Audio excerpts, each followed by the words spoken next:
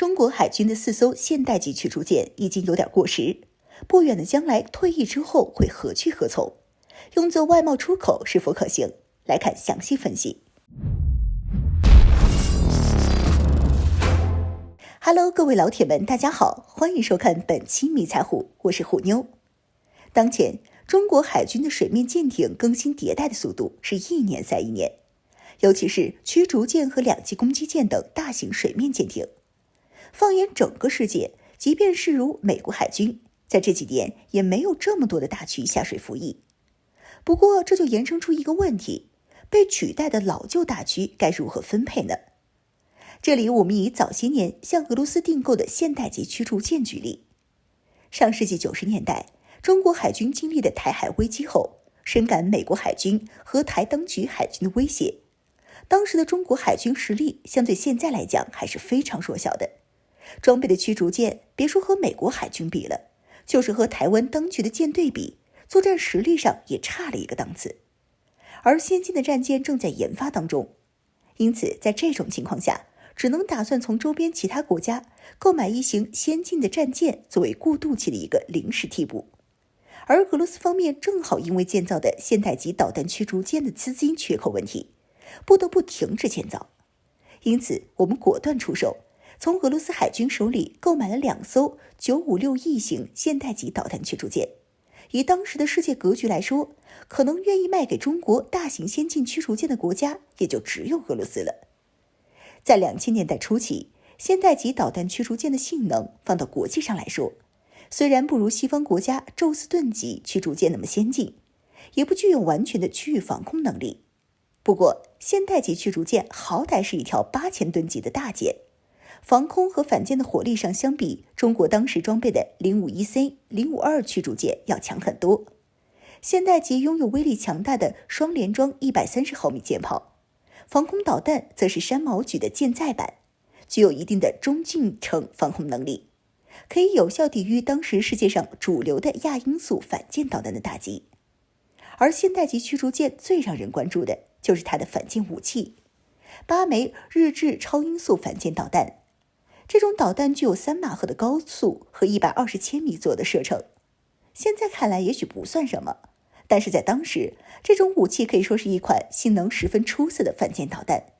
对付台当局的美制佩里级护卫舰和基德级驱逐舰可谓是绰绰有余。我们从俄罗斯引进的2艘现代级驱逐舰，分别是136杭州号和137福州号。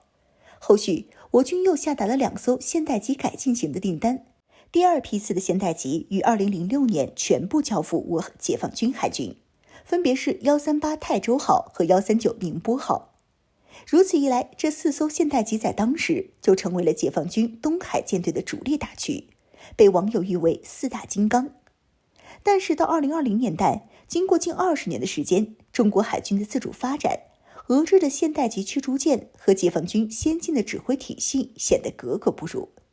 尤其是俄制的老旧指挥系统和电子系统严重落后于时代。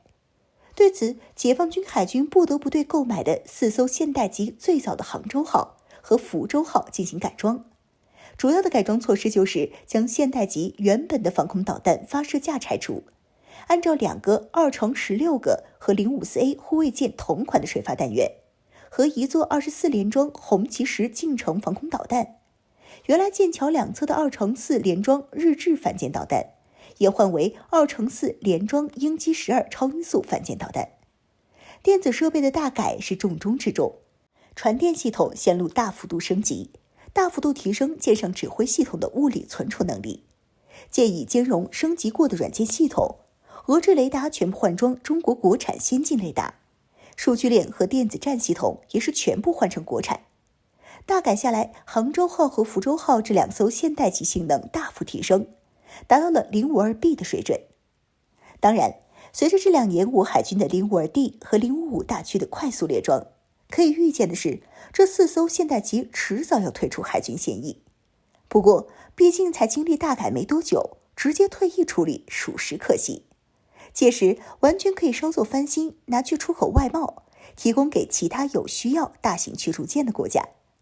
经过大改后，可以担任中小国海军舰队的旗舰，现代级8000多吨的大身板完全可以胜任，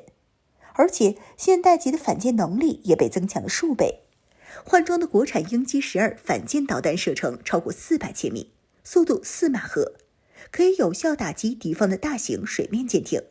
尤其是对于巴基斯坦海军来说就非常合适。现代级不仅价格便宜，性能经过大改后得到了大幅提升。更重要的是，数据链路可以和之前我国出口给巴基斯坦的054护卫舰、枭龙战机、ZDK003预警机互联互通，形成一个作战体系。这种体系化的巨大优势，还可以使现代级再度提升战力。因此，中国海军4艘现代级若退役，外贸完全没有问题。若成功出口，我们也算是给这些功勋老将找到了新的归宿，继续发光发热。